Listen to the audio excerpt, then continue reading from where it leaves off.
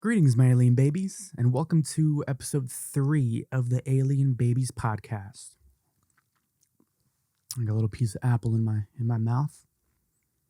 They say right before you do podcasting or any kind of voiceover work, take a bite of an apple. That's why I got an apple right here, because last time you could hear a lot of mouth sucking on the podcast.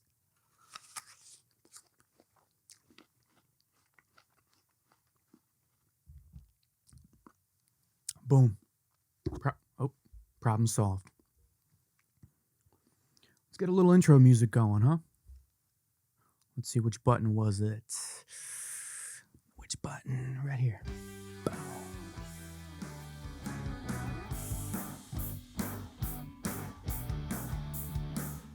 That's enough of that. If you got any intro music for your alien boy, send it my way, because I definitely need my own intro music. That'd be really cool. Yeah, if you make beats, songs, you got something cool you think I might like that might be a good fit for the Alien Babies podcast, you let me know. Okay? What do you guys think of the setup for the people listening in that can't see it on YouTube? I got some sexy green lighting going on to the left of me. What else did I do? Oh, and this week I got a sexy burgundy robe, a little Hugh Hefner action. Check that out. Huh? What do you think? Can you see? Got some chest hair coming in. This robe is actually pretty hot, so I might have to cut off an inner layer out of it because it's like double layered. And damn, your alien boy is starting to get sweaty. Well, not yet, but I'm starting to get a little toasty.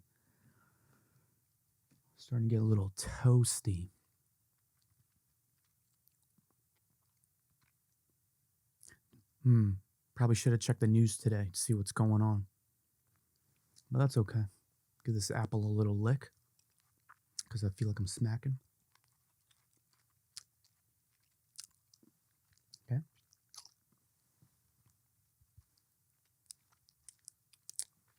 It's good.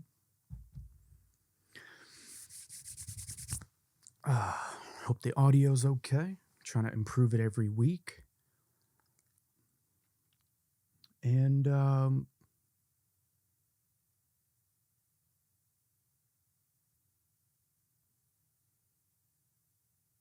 yeah, I don't know what else to say. So I'm going to take a sip of espresso. If I can reach it. So here's what I'm planning on doing, actually. I'm going to do this podcast for about an hour or so. And right after, I'm going to jump on Alien Babies podcast live. So if you want to join me on a live podcast, I'll answer some questions live. I'm going to go on TikTok live at Alientainment. And I'll also at the same time go on Instagram live at Arthur Alien. So follow me on Instagram.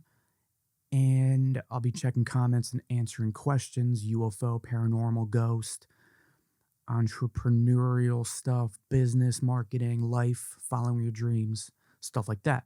But if you just want to come on, talk about UFOs, we can do that. And the other cool thing about the Instagram live is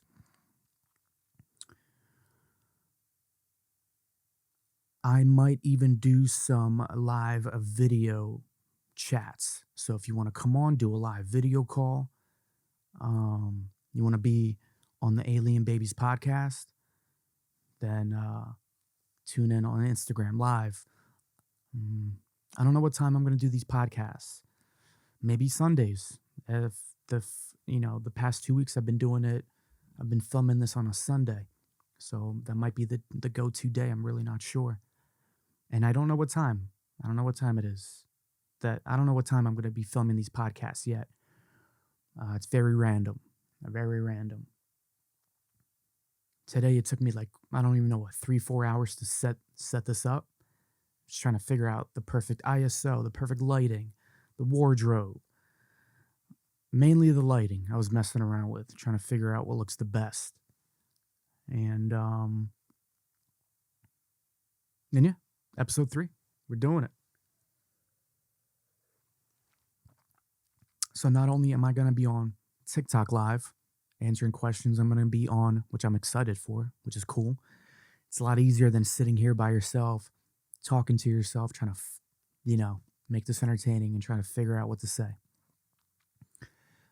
At the same time, TikTok live, Instagram live, Facebook live on the Alien Babies podcast Facebook page.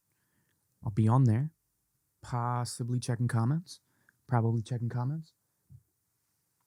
And at the same time, I will also be on YouTube live. And I don't think it's going to be on the Alien Babies podcast YouTube channel. Only because I've heard rumors that when you go live on YouTube, it lowers your reach, your organic reach. Less people get to see your videos. Maybe YouTube doesn't like you live streaming. I don't know. Don't know if that's true. But if anybody knows, drop it down in the comments if you have any more information about that. So I'm a little skeptical about going live on the Alien Babies podcast YouTube channel. But I will go live on one of my many other YouTube channels, Arthur Alien. So I'll post that's just like a random YouTube channel, which is a bunch of random videos, live UFO hunting videos that I've done over the past couple years, other filmmaking videos, other random stuff that I've filmed and done. So I just kind of just throw random videos on there that kind of don't fit anywhere else, so to speak. So I'll probably live stream the Alien Babies podcast live on the Arthur Alien YouTube channel. And at the same time, live streaming on Twitch. And my Twitch handle is hi Arthur Alien. And yeah, I think that's it. TikTok live, IG live, Facebook live, YouTube live, Twitch. So, yeah, tune in. If you would like to be on the Alien Babies podcast, if you would like to be a guest and do a video call, you can do so. More than likely, just reach out, DM me, send me an email at Alien Babies Podcast.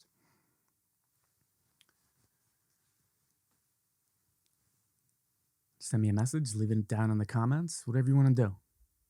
But let me know, let's see. I'm going to figure out my own sound effects soon that I can add to this thing, this Rodecaster Pro. But for now, I'm going to use the stock sound effects that came with it. Boom. Little applause. My favorite sound effect on here currently is this creepy one. For good reason. Because this is a paranormal, creepy podcast. Not only paranormal and creepy, but, we're going to talk about marketing and life and advertising and getting your business going and how to quit your 9-to-5 job and follow your dreams. Excuse me. And follow your dreams and what that's all about. So, okay, let's just get into it. Enough BSing around. Last week, I read an article from this ghost hunting. Let's get the thumbnail. Boom. Actually, which way?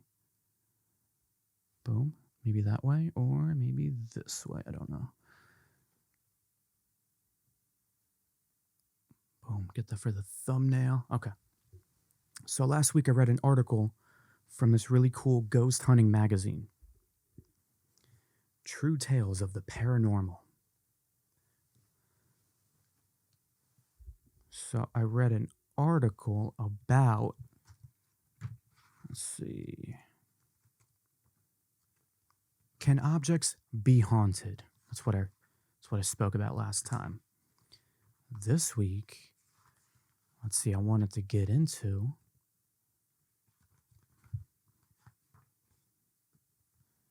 can objects be haunted? And the short answer is yes. Yes, they can be haunted.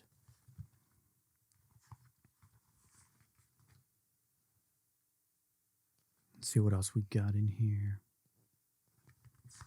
I should probably start wearing my contacts when I do these podcasts so I can read a little bit easier.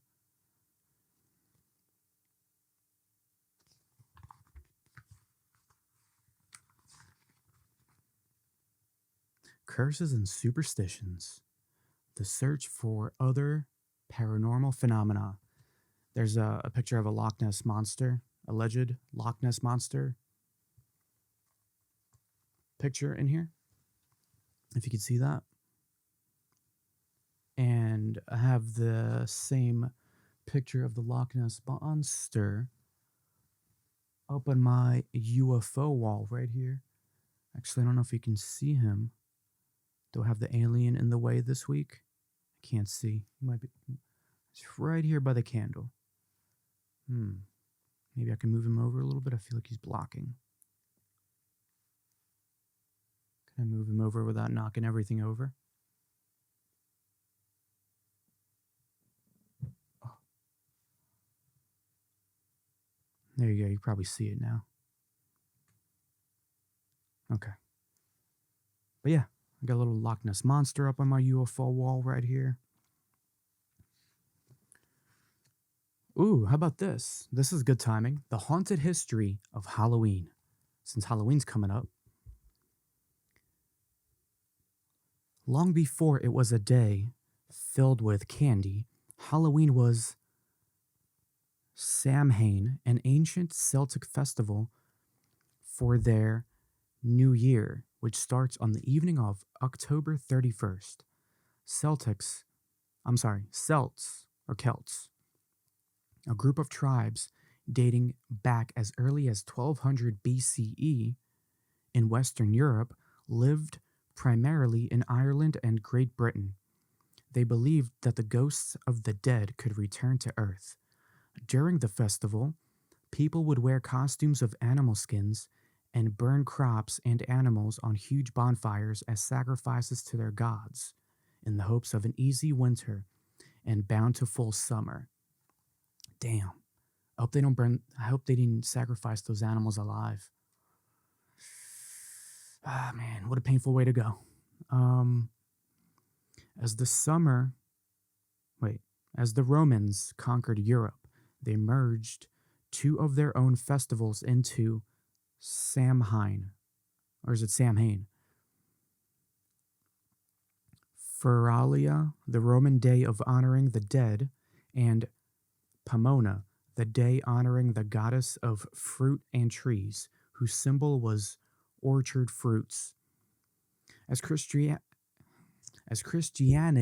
spread, let me get a little closer for story time, for a little Halloween history, for all you people that love Halloween. Halloween's dope, man. Halloween's dope. Leave a comment below. Here's a challenge. Leave a comment below what you think my Halloween costume should be this year. Should I do something from the X-Files? Should I be Fox Mulder? Should my Australian girlfriend be Dana Scully? Should I be Han Solo? And should my Australian girlfriend be Princess Leia? Drop it down in the comments. What do you think I should be for Halloween this year? What would you like to see? I do have a cool Halloween. I did buy a Halloween alien mask that I'm gonna wear and pull up to drive-thrus with this alien mask. Actually, hold on. You want to see it?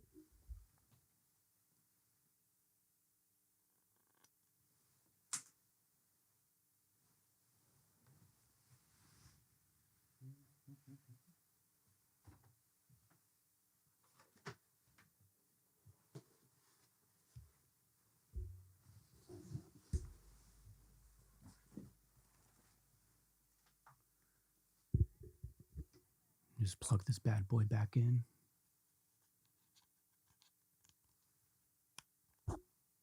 Okay, we live? We're live. Okay. So check out this alien mask. Check that out. This is Area 51. on the tag. I got this from Party City. Let's see. Maybe this will be the thumbnail. Let's see. Let's get a good thumbnail going.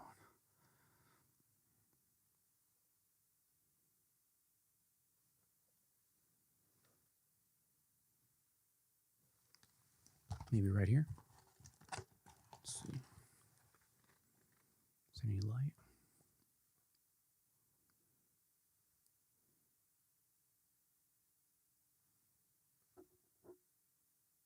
How about that?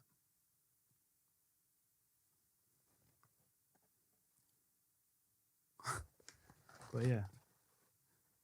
Goes right over your head. All around. The front, the top, the back. So I'm going to film the first episode of Alien Drive-Thru maybe this week. And sometime this month before Halloween, I'm going to put it on, drive up to some drive-thrus, order some food.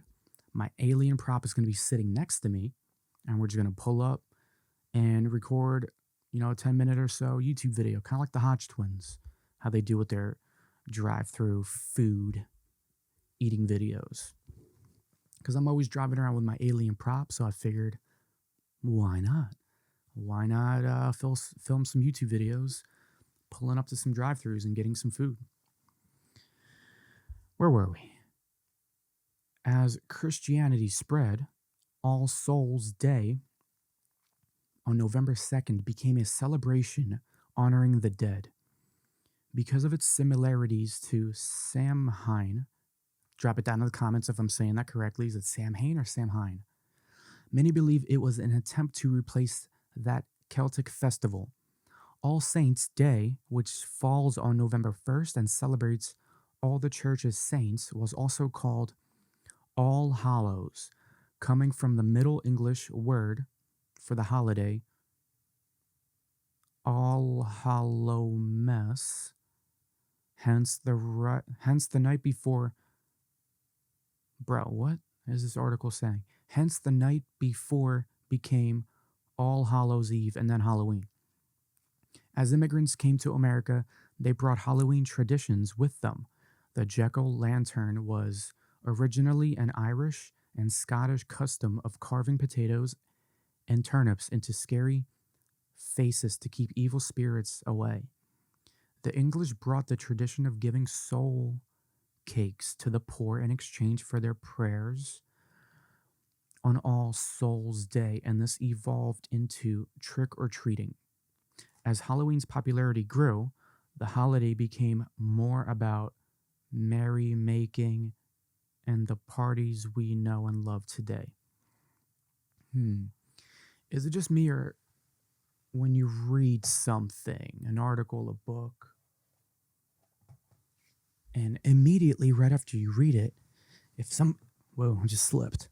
And if somebody was like, hey, explain to me what you just read, give me the facts. What was that article about? And then you have no idea. Like, if somebody was like, hey, Arthur, what did you just read? Give us all the facts. What did you just learn?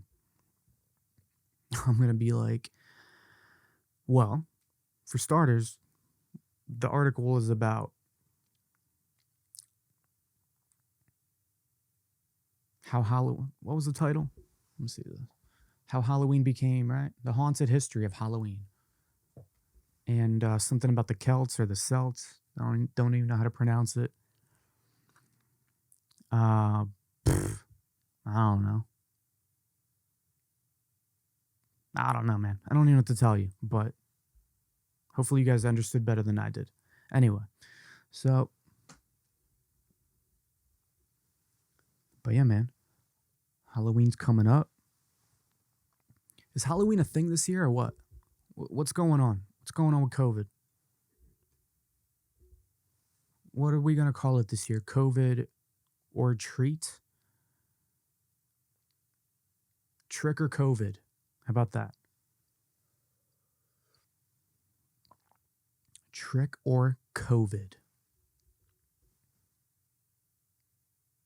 Treat or COVID? COVID or treat? I don't know.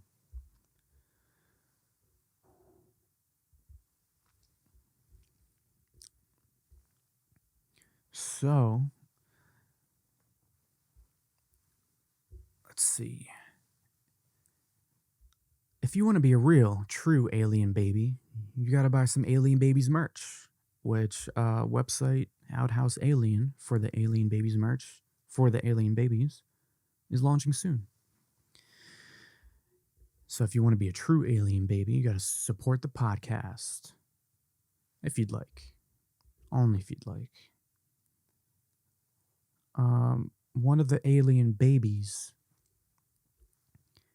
wanted me to talk about Skinwalker Ranch on the podcast.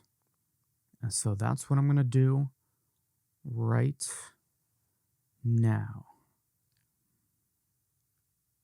If I can find Firefox. There it is. Let's type it in.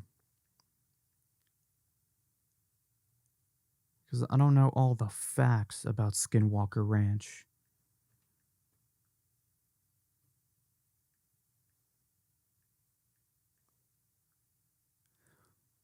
But I have seen a couple videos. I have not seen the documentary. If you've seen the documentary, drop it down in the comments. Let me know how it was. Let's see. Wikipedia. How about we check out Wikipedia? There we go. Skinwalker Ranch. What is it?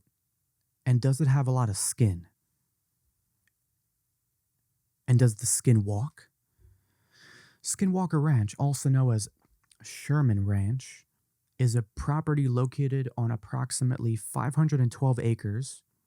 That's 207 hectares, if I'm saying that correctly, southeast of the Ballard, Utah, that is reputed to be the site of paranormal and UFO related activities. Its name is taken from the Skinwalker of Navajo legend concerning vengeful shaman. Background. UFO reports in the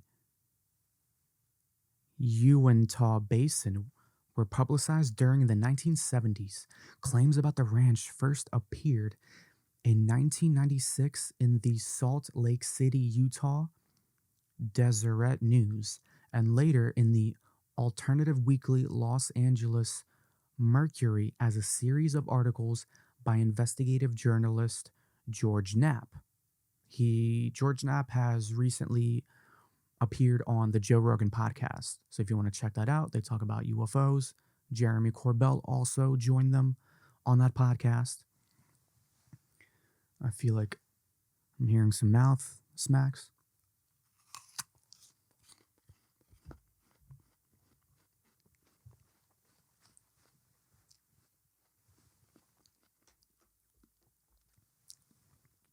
Let's see if that helps. The apple. These early stories detailed the claims of a family that allegedly experienced inexplicable and frightening events after they purchased and occupied the property. Yeah, I remember one thing that happened that they claimed. I saw a video from the Skinwalker Ranch. I guess the owner or whoever was walking around telling some of the stories. So he claims that one day, now correct me if I'm getting this wrong, but one day he found his cows or bulls, a bunch of them, I don't know how many, at least 2, jammed and crammed into, I'm going to get close for this because this is crazy. Now we're getting crazy. He found his gigantic bulls, right? Or cows. I think there were bulls. I could be wrong. Inside of a small, I don't even know what it was, like a shed. Kind of like a shed, let's say. And I believe that it's impossible for those bulls to get in there because there's a small door that only fits a human. No, that can't be right. Because how did he get the bulls out? That can't be right. There's I'm sure there's a big door that gets that can get a bull in there. But I guess what he was saying was anybody that knows bulls knows how impossible and difficult it would be to get them to go inside of a small shed. Anyway, regardless, the shed was tiny. The bulls were jam packed in there. The owner finds the bulls the next day, just dumbfounded how they even got in there. It's like virtually impossible. So I'm probably butchering the story, but what I thought of when I heard, let me just restart my video here.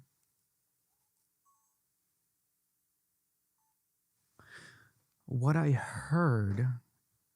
thought of when I heard about this, I was like, okay, so are you saying that the bulls were teleported inside of this container? Because it sounds like that's the only possible way they could have gotten in there. Well, maybe not the only possible way, but I guess one of the most probable ways that, I could think of during the moment. But that's what it sounded like. I'm like, straight up, it sounded like the bulls were teleported by UFOs or aliens inside this giant or small shed container thing. So I don't know, man. What do you guys think? Do you believe in the whole Skinwalker Ranch story? There was a 24-hour or 12-hour live stream video of the Skinwalker Ranch, I think earlier this year, a few months ago maybe. And I don't know if they caught anything weird in the skies, any weird footage, but I believe for a few seconds there was something weird, a little orb flying around or something like that. But I don't believe they caught anything too significant in the footage. Cole McKelleher and co-author George Knapp subsequently authored a book in which they described the ranch being acquired by the National Institute for Discovery Science to study anecdotal sightings of UFOs, Bigfoot-like creatures, crop circles, glowing orbs, and poltergeist activity reported by its former owners. Interesting. Paranormal reputation. The ranch, located in West Uintah County, bordering the Ute Indian Reservation. And I guess if you know anything about Indian reservations, they're pretty, I don't know what the right word is. I don't want to say haunted, but there's a lot of spirits, right? Was popularly dubbed the UFO Ranch due to its ostensible 50-year history of odd events said to have taken place there. According to Kelleher and Knapp, they saw or investigated evidence of close to 100 incidents that include vanishing and mutilated cattle, sightings of unidentified flying objects or orbs, large animals with piercing red eyes that they say were unscathed when struck by bullets. Wow, that's crazy. And invisible objects emitting destructive magnetic fields. Among those involved were retired U.S. Army Colonel John B. Alexander, who characterized the NID Psi effort as an attempt to get hard data using a standard scientific approach. You lost me already. However, the investigators admitted to difficulty obtaining evidence consistent with scientific publication. Okay. Cattle mutilations have been part of the folklore of the surrounding area for decades. When NID Psi founder billionaire Robert Bigelow purchased the ranch for $200,000, oh, that's it. This was reportedly the result of his being convinced by the stories of mutilations that included tales of strange lights and unusual impressions made in grass and soil told by the family of former ranch owner Terry Sherman. In 1996, a skeptic, James Randi, awarded Bigelow a Pegasus Award for funding the purchase of the ranch and for supporting Harvard, blah, blah, blah, yada, yada, yada. Okay. So that's kind of the gist of Skinwalker Ranch according to uh, Wikipedia. But let me see if there's like a little bit of a better article here. How Skinwalker Ranch became a hotbed of paranormal activity by Adam Janos. Some have called it a supernatural place. Others have deemed it cursed. Terry Sherman got so spooked by the happenings on his new cattle ranch that 18 months after moving his family of 4 to the property known by many as Skinwalker Ranch in northeastern Utah, he sold the 512-acre parcel away. He and his wife Gwen shared their chilling experiences with a local reporter in June 1996. They'd seen mysterious crop circles, the Shermans said, and UFOs. And the systematic and repeated mutilation of their cattle in an oddly surgical and bloodless manner. Yeah, they found these cattle without blood, no blood left, no blood in the grass, in the surrounding area. No blood. Where did the blood go? Was it sucked out of them? Were they taken up in a UFO or spaceship, or by the government? Who knows? All the blood drained for who knows what reason. Maybe the aliens feed off of the blood. Maybe somebody's just playing a sick prank. Maybe they drink blood. Maybe it's vampires. I have no clue. Within 3 months of the story's publication, Las Vegas real estate magnate and UFO enthusiast Robert Bigelow bought the property for $200,000.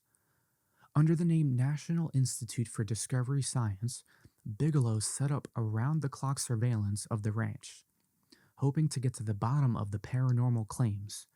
But while that surveillance yielded a book, Hunt for the Skinwalker, Science Confronts the Unexplained at a Remote Ranch in Utah is the name of the book, in which several of the researchers claimed to have seen paranormal activities. They were unable to capture any meaningful physical evidence supporting the Sherman's incredible stories. I wonder what that is. I wonder what that's about. Maybe the UFOs know that they're being recorded so they don't show up. Maybe they know whatever it is, it's being recorded, so it's not going to give you the satisfaction of getting it on video. It's very likely. The ranch was resold to Adamantium Real Estate, which has since applied to trademark the name Skinwalker Ranch.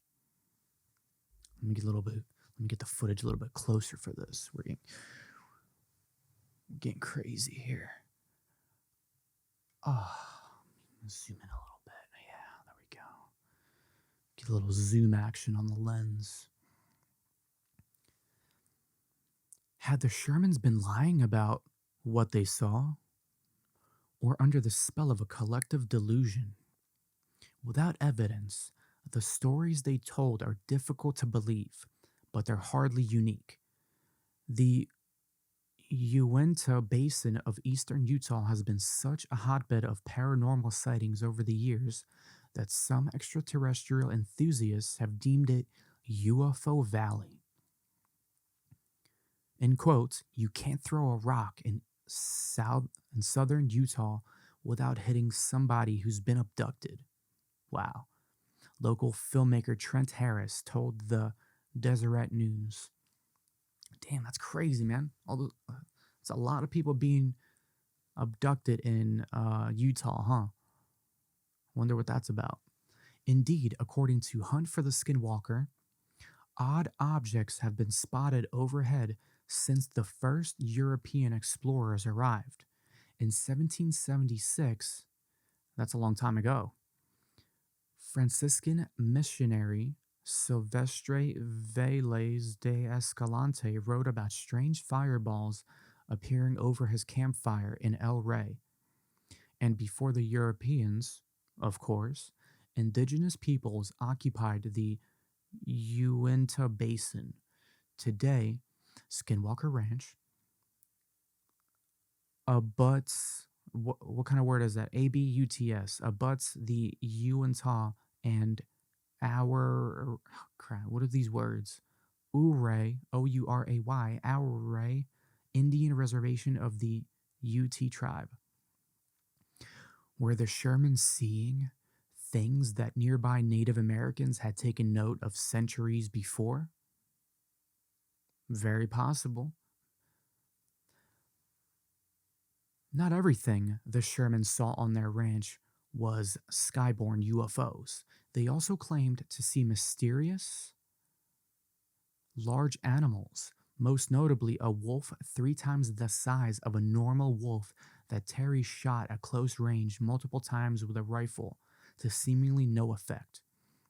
Then, on the night of March 12th, 1997, after the ranch had been sold off, biochemist Colm Kelleher, working with Bigelow's National Institute for Discovery Science, claimed to see a large humanoid creature spying on the research team from a tree. I gotta get the sound effect for that one. Bro, what? That's so crazy. I believe it. Based on the stuff that I've seen flying around in the sky, uh, I have no reason to doubt these people or the story. Like, that's so crazy. Imagine that. That's so spooky. As he detailed in Hunt for the Skinwalker, the creature was approximately 50 yards away, watching the team safely from a tree perch 20 feet off the ground. The large creature that lay motionless, so what, it was laying down, almost casually. Damn, maybe he was wearing a sexy burgundy bathrobe like I am. In the tree, said Kelleher, the only indication of the beast's presence was the penetrating yellow light of the unblinking eyes as they stared fixedly back into the light. What? After Kelleher fired at the creature with a rifle, it disappeared. It was then that I saw it, a single obvious oval track about 6 inches in diameter embedded deeply in the patch of snow. It looked unusual, a single large print in the snow with 2 sharp claws protruding from the rear of the mark going a couple of inches deeper. It almost looked like a bird of prey, maybe a raptor print, but huge and, from the depth of the print, from a very heavy creature. My question is, could it have been a big-ass owl? Is that possible? Could it be a big-ass owl? Apparently some of those owls get really, really big, and they got some piercing eyes. Repeated sightings of human-like creatures that have led some to invoke the name Skinwalker, a shape-shifting character from Navajo tribal folklore. Among the Navajo, skinwalkers are like werewolves, evil witches who can transform themselves into the creatures of their choosing. But Sherman's family ranch was 400 miles north of Navajo Nation. It was next to UT territory, and when the UTs and the Navajo did cross paths, it was an acrimonious relationship, explains historian Sandra Jones, author of Being and Becoming UT. And in quotes, it was not friendly, Jones says. The Navajo were more aggressive people. They took slaves. They had UT slaves. And there was direct conflict when the Navajo attempted to move up into UT territory at modern-day Pagosa Springs and Durango. Cursed water, cursed lights. While skinwalkers don't feature in UT religion, there are still aspects of the ranch that make sense within the context of UT lore. Other strange sightings have occurred directly next door at Bottle Hollow, a 420 acre man made reservoir on UT land abutting the ranch, which was filled with fresh water in 1970 by federal government mandate. The feds getting involved. Makes you wonder why. In 1998, a police officer saw a large light plunge into the reservoir and then re-emerge, flying off into the night sky. One night in 2002, 4 young, non-Indian, men standing on the reservoir's shoreline saw a blue-white ball enter the artificial lake. According to the Hunt for Skinwalker, the glowing ball dove into the water just a few feet from the shore, then emerged seconds later in a new form, a shimmering, maneuverable, belt-shaped shaft of light. What? What does that even mean? A belt-shaped shaft of light. Huh. The appearance of the supernatural around...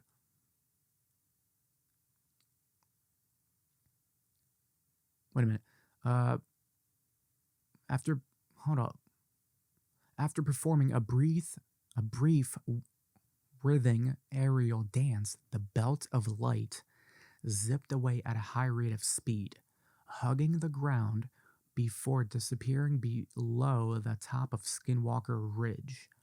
The appearance of the supernatural around Bottle Hollow makes sense with the context of UT belief. According to Jones, amongst the UTs, springs and certain waterways were reservoirs of negative power. There were evil spirits or evil sprites that would rise up out of the water and drag you in. Whoa.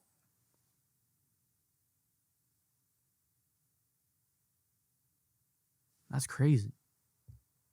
Imagine some kind of creature popping out of the water and dragging you in there with it. No thank you. I am good on that. Man, what do you guys think? What do you guys think about Skinwalker Ranch? Do you believe that stuff?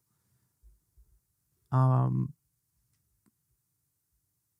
mean, I have to believe it. Did they see a creature in the trees? Probably. What was it? We don't know. They don't know. Could it be something explainable? You know, a big owl, some other kind of possibly undiscovered creature. Maybe.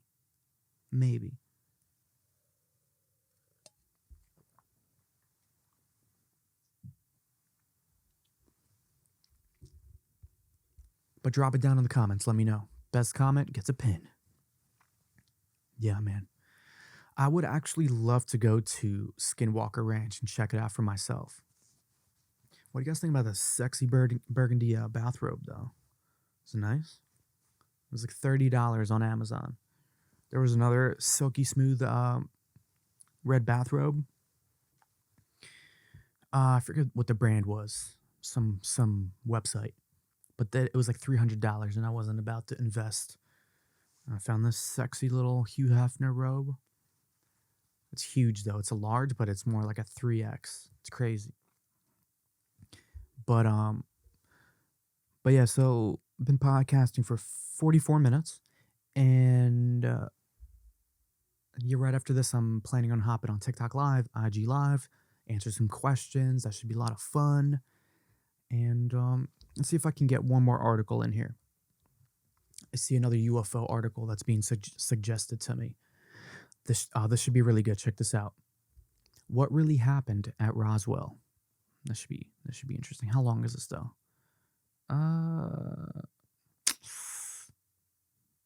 Damn. That's a really long article. I don't know. Do you guys get bored if I read the whole thing? Or do you want me to read the whole thing? And by the way, the infamous picture of the black and white photo of the two officers looking through alleged UFO. Brig General Roger M. Ramey, commanding general of 8th Air Force, and Colonel Thomas J. Dubose, 8th Air Force Chief of Staff, identify metallic fragments found near Roswell, New Mexico. And that was a description of a black and white photo of them looking through alleged scraps from a UFO. And I'm looking at it. It looks like a bunch of weird tinfoil, very thin material, metallic. Looks very flimsy, all cut up, and something else that looks like a black piece of fur. Might not be fur, but that's just what it kind of looks like in the photo. And it looks like a big dog, some kind of black material. It's probably not fur, but it's very strange. Very, very odd. And I actually have one of those infamous, can you see in the video footage on my UFO wall? Disc craze continues. It's one of the famous newspaper articles from the Roswell Crash. It shows one of those generals holding up a piece of the alleged material that they recovered from the craft. And I have the infamous Roswell Daily Record copy of the newspaper article. RAAF captures flying saucer on ranch in Roswell region. And so I bought that from somebody on Etsy. They were selling high resolution prints, and I printed it out. It's right here. We have some Bob Lazar stuff here, half Bob Lazar's face, half alien face. We have the moon landing, some pictures from there. We have the Mothman pictures, TR-3B UFO craft picture, lots of UFO stuff, some Mothman, some Loch Ness Monster, moon landing, Bob Lazar drawing of a UFO craft. Got that. So yeah. Another another article here that's in black and white, just a copy of that one. But let's see. What really happened at Roswell? Let's find out. In the annals, what? Bro, I swear, whoever writes these articles, man, you're hilarious. It says in the I can't, how do you even read that? The annals, ANNALS, the annals. The annals of American UFO history.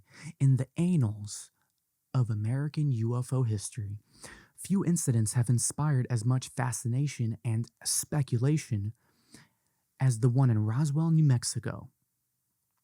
It began in the summer of 1947 at the dawn of the Cold War, when the U.S. Army Air Forces sent out a shocker of a press release announcing they'd recovered a flying disc, in quotes, from a ranch near Roswell. More than 70 years later, the incident remains a defining aspect of the area's identity.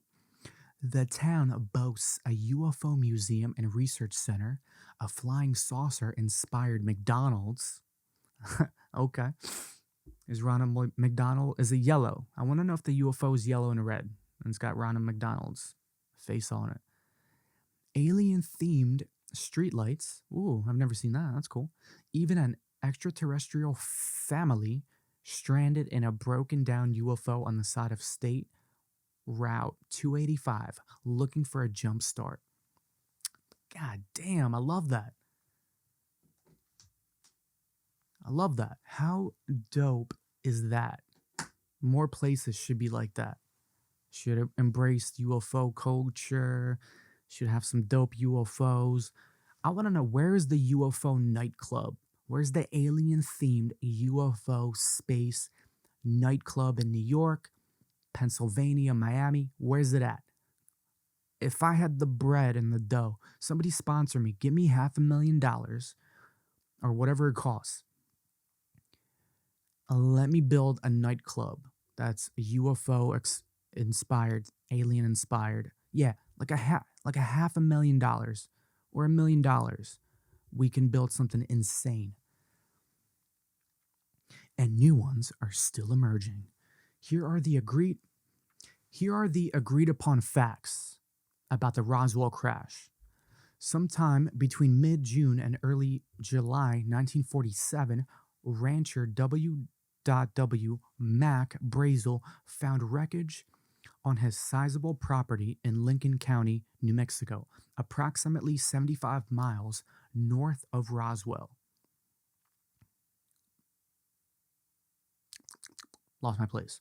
North of Roswell. Several flying disc and flying saucer, in quotes, stories had already appeared in the national press that summer, leading Brazel to believe the wreckage, which included rubber strips, tinfoil, and thick paper, might be something of that ilk. Is that a word? He brought, those are weird objects. Don't you agree? Those sound man-made, like it's some kind of weird balloon, if these are in fact the actual things that they found. Rubber strips, tinfoil, and thick paper? Is that all you found, though? That's so weird. There's got to be more. They had to have found more than that. 100%. Which included okay, well, what else did you find? What, any bodies? Is some kind of engine? Some kind of other pieces? Something metallic? Some kind of propulsion system? Like, it can't just be thick paper, tinfoil, and rubber strips. What are you talking about? He brought some of the material to Sheriff George. Yeah, what'd you do with the rest of the material? To Sheriff George Wilcox of Roswell, who in turn brought it to the attention of Colonel William Blanchard, the commanding officer of the Roswell Army Field. And that's the RAAF, Roswell Army Airfield. Okay, cool. The next day, RAAF, released a statement writing that, in quotes, many rumors regarding the flying disc became a reality yesterday when the intelligence office of the 509th Bomb Group of the 8th Air Force Roswell Army Airfield, was fortunate enough to gain possession of a disc through the cooperation of one of the local ranchers and the sheriff's office of Chavez County. Or is it Chaves? I want to say Chavez. Sounds cooler. According to that statement, Major Jessie Marcel, an intelligence officer, oversaw the RAF's investigation of the crash site and the recovered materials. The government changed its story about Roswell saucer a few times. Why would they do that? Why would they change it a few times? Why would they change it at all? The following day, the Roswell Daily Record ran a story about the crash and the RAF's astonishing claim, but U.S. Army officials quickly reversed themselves on the flying saucer, in quotes, claim, stating that the found debris was actually from a weather balloon, releasing photographs of Major Marcel posing with pieces of the supposed weather balloon debris as proof. And the title of the newspaper article, Disc Craze Continues. And this is the same newspaper clipping that I have on my board back here. Army, wow, play on words. Army Disc, DISK -OUNTS, Army discounts New Mexico find as weather gear. Bro, I don't know. I don't know why come out initially and say it's a saucer, it's a flying disc, and then say it's weather gear, it's a weather balloon. I mean, I, I just don't know. I don't know, man. So this photograph is a photograph of Jessie Marcel, the head intelligence officer who initially investigated and recovered some of the debris from the Roswell site in the Corsicana Daily Sun, July 9th, 1947. For decades, actually, drop it down in the comments. Do you smell a conspiracy? Do you smell a cover-up? For decades, many UFO researchers were skeptical of the government's changed account, and in 1994, the U.S. Air Force released a report in which they conceded that the weather balloon, in quotes, story had been bogus. According to the 1994 explanation, the wreckage came from a spy device created for an, until then classified project called Project Mogul. The device, a connected string of high-altitude balloons equipped. Man, how far has technology come that back then a spy device was a gigantic ass balloon, a bunch of balloons equipped with microphones. That's like that sticks out like a sore thumb in the sky. And now you could have, they make like microscopic flies that they can control, and they have microphones on them.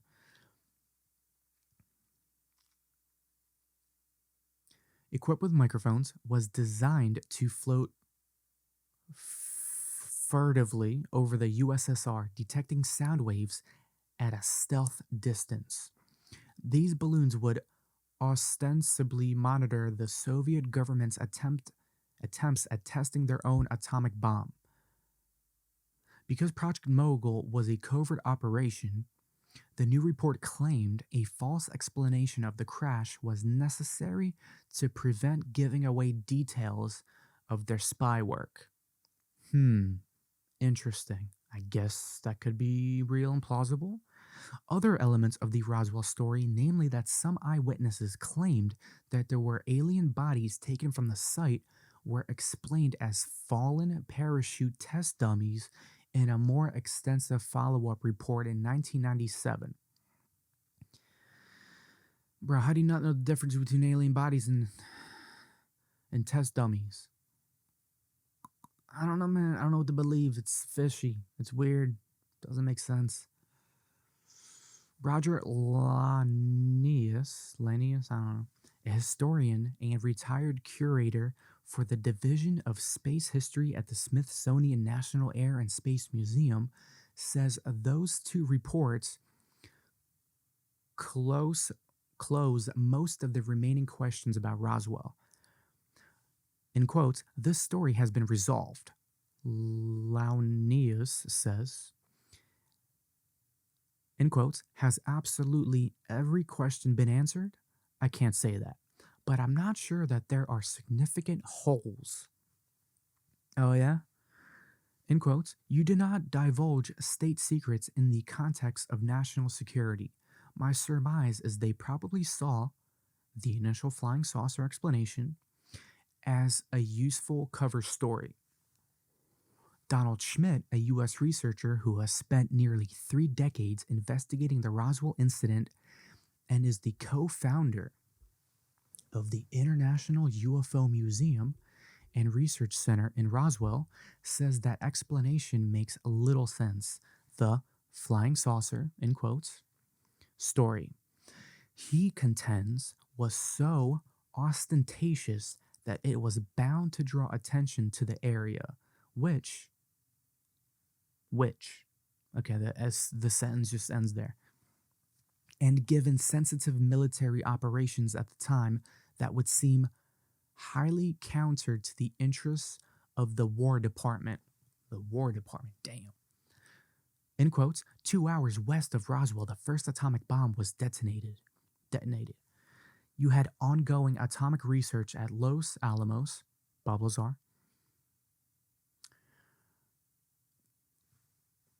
Um, you had all this testing of captured German V 2 rockets at White Sands, and at Roswell, you had the first atomic bomb squadron headquartered, Schmidt says.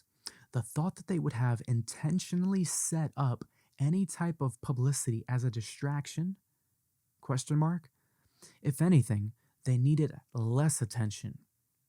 Okay, maybe they needed less attention, but they got more attention. There's more to the article I'll read in a second. I just gotta wet my whistle with a little bit of this espresso. So, what do you guys think so far? Roswell cover up, or was it just a weather balloon?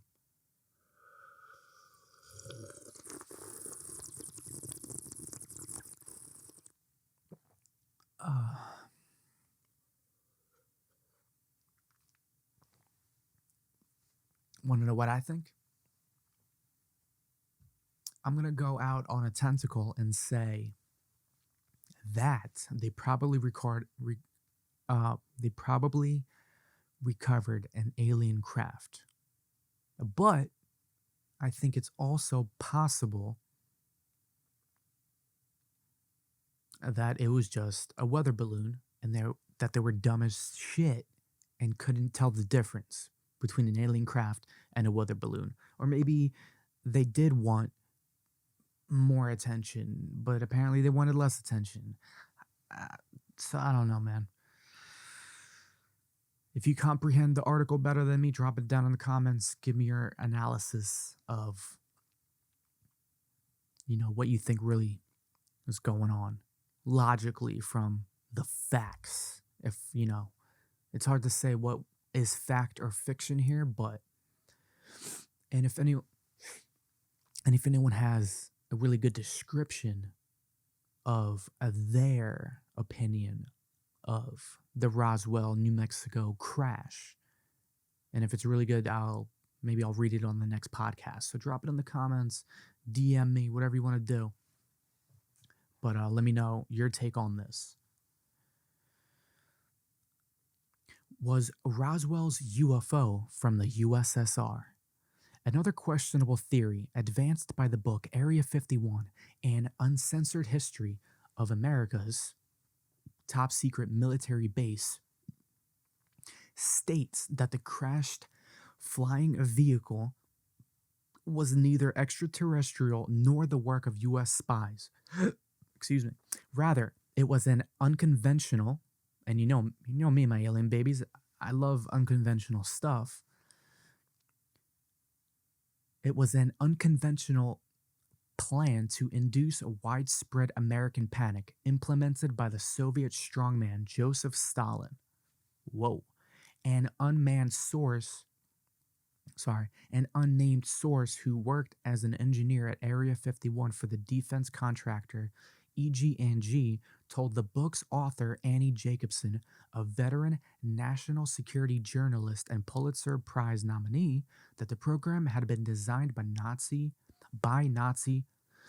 concentration camp Dr. Joseph Mengele. According to the source, adolescent children were deformed by the Soviets to resemble aliens and then deployed in an aircraft to fly over New Mexico. Bro, what do you mean deformed? Adolescent children were deformed? How? In what way? According to this book, Stalin's plan was for the children to climb out and be mistaken for visitors from Mars. Dude, I hope that's not true. That's horrible. Why would you do that to somebody? You're going to deform adolescent children to make them look like aliens? Yo, there's something wrong with you. Panic would ensue. At least put a costume on them. Like, come on. You don't have to do all that. And America's early warning radar system would be overwhelmed with sightings of other UFOs. Bro, I really hope they didn't do that to kids. This is a sick world, man.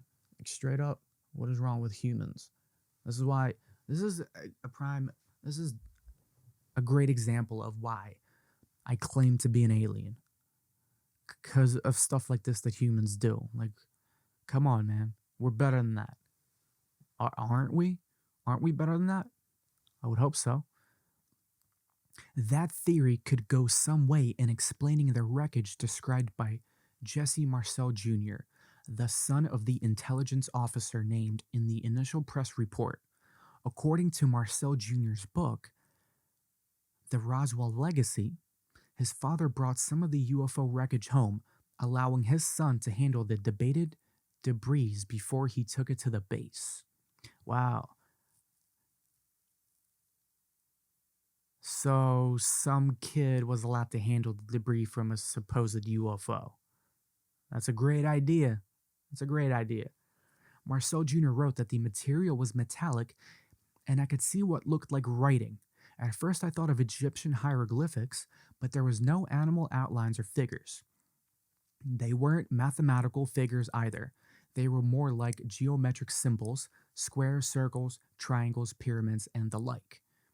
Marcel Jr. was 11 years old at the time. Okay, so you gave an 11-year-old alleged UFO wreckage material to mess around with and play with. Cool, man. Was 11 years old at the time.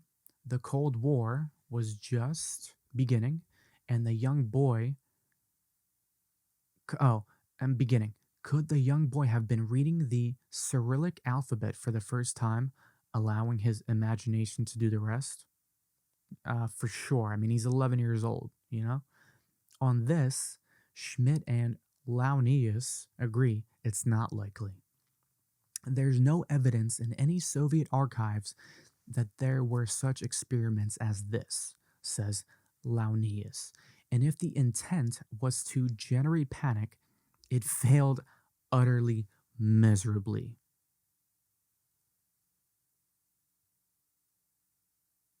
Interesting. What do you guys think? Drop it down in the comments. Man, I really hope they didn't deform that kid, man. That'd be horrible.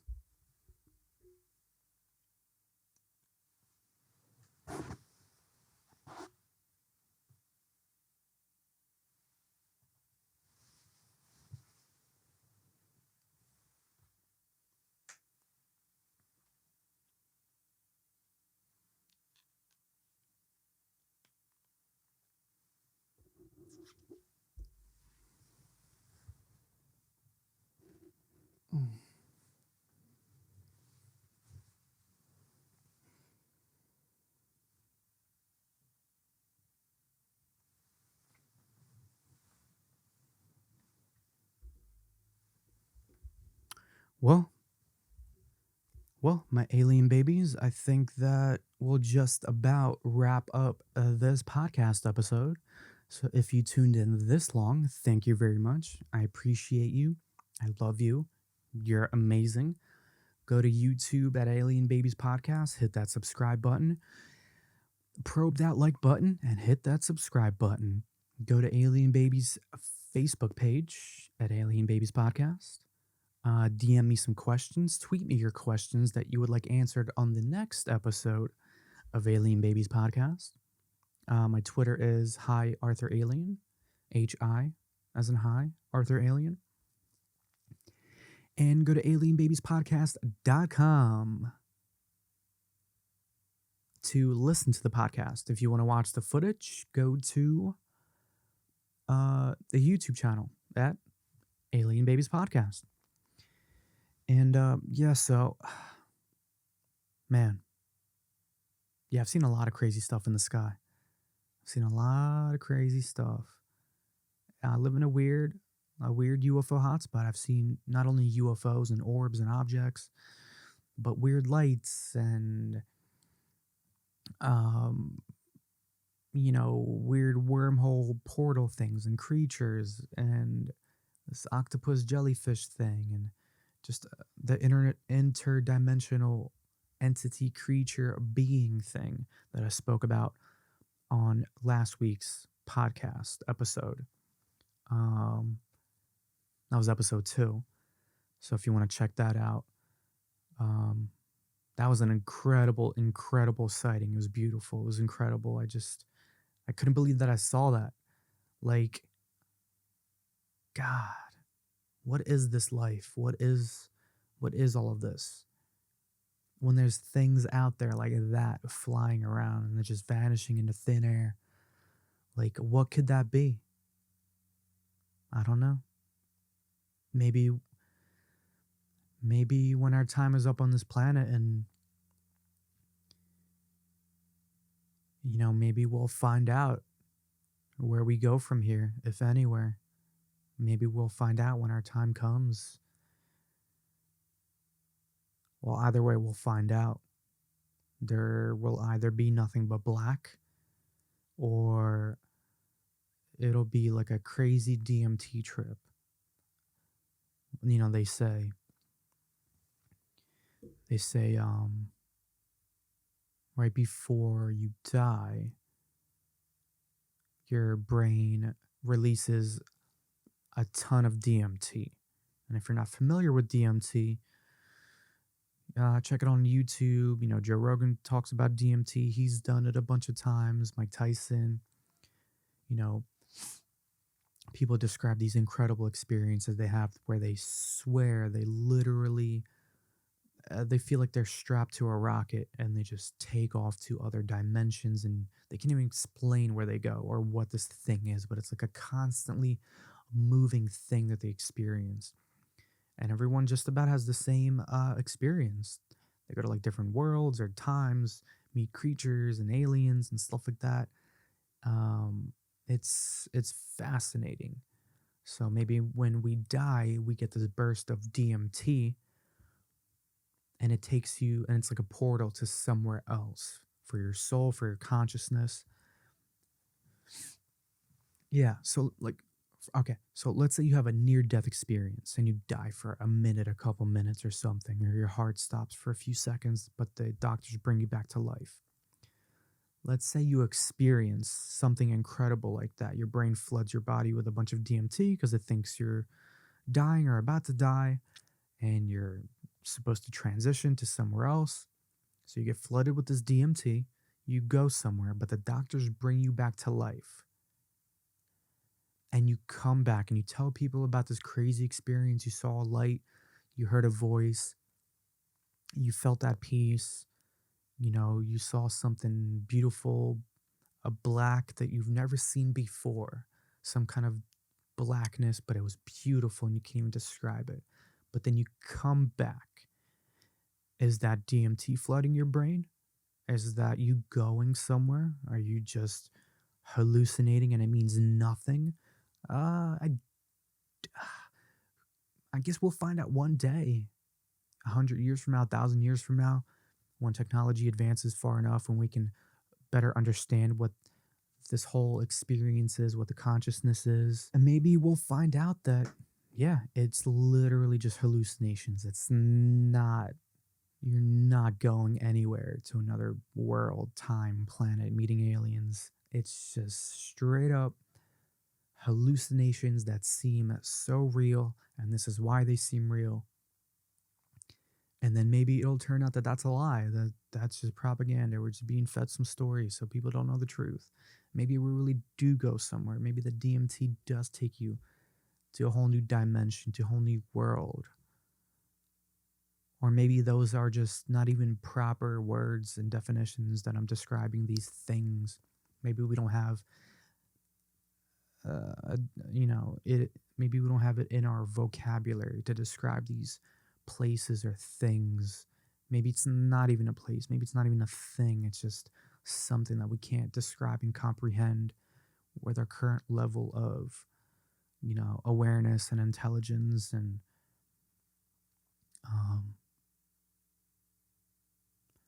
yeah, super fascinating. I haven't stargazed in a while. Well, that's not true. I've been stargazing a little bit for like a few minutes here and there or so, but I haven't sat down. I literally have not sat down in a chair to stargaze and stare at the moon and the stars for 2 or 3 hours at a time, like I normally used to, because I used to stargaze for up to 15 hours per week, which is a long time, because I would stargaze for 2 to 3 hours at a time. And I haven't done that in so long. I don't even know why. I know that most of the time I've been busy. I quit my 9 to 5 job about like a year and a half ago, and I've been investing 80 to 100 hours per week into myself, building my websites that I'm going to launch soon, experimented with content, experimented with YouTube channels, filming things, acting, designing stuff, creating things. So that's been taking a lot of my time, and I've been sacrificing stargazing and UFO hunting. But I will be launching my websites soon. My 2 websites, In-House Alien, which is the alien advertising agency, and Outhouse Alien, which is the merch, the t-shirts, the space jackets that I make, the alien TV is on there, UFO Hunt Experience is on there. That's where, maybe I'll have a group of people come and UFO hunt with me in a group setting in a UFO hotspot. And there's other services for the UFO Hunt Experience on there as well. But yeah, as soon as I launch those 2 websites, I'll have a lot more time to start focus on creating content and filmmaking and do all these other ideas that I have swirling around in my head. And I've been talking so much on this podcast that I feel like I'm starting to lose my voice or something like that, I'm just like, damn.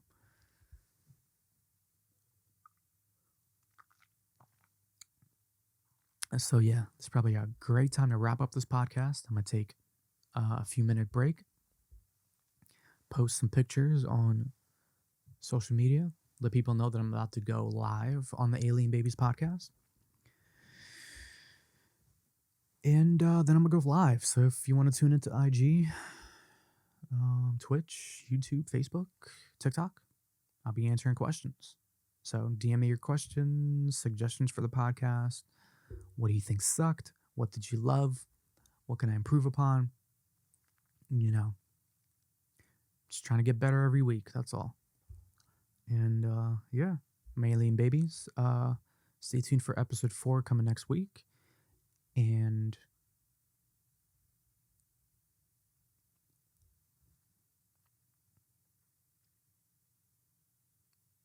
yeah, keep watching the skies. If you get some cool footage or pictures you want to send me, you want me to check out, make a video about, talk about, I would love to see it. And yeah, let me know what you thought about this sexy red bathrobe. And yeah, don't get abducted by UFOs. Be safe, be smart, be kind to one another, be respectful, be thoughtful, and take care of the people that you love in your life. We can all be a little nicer, a little bit more thoughtful, a little bit more caring. So, yeah, my alien babies, keep looking at the skies, keep doing stargazing, keep meditating. Let me know if you see any UFOs or ghosts or any other strange paranormal phenomena in the sky. And yeah, have a good day, have a good night, wherever you're at. I never know how to end these podcasts. But, you know what? Let me play a little outro music. How about that? And where's my outro? Oh, it's just intro music. Screw it. Get you a little intro music.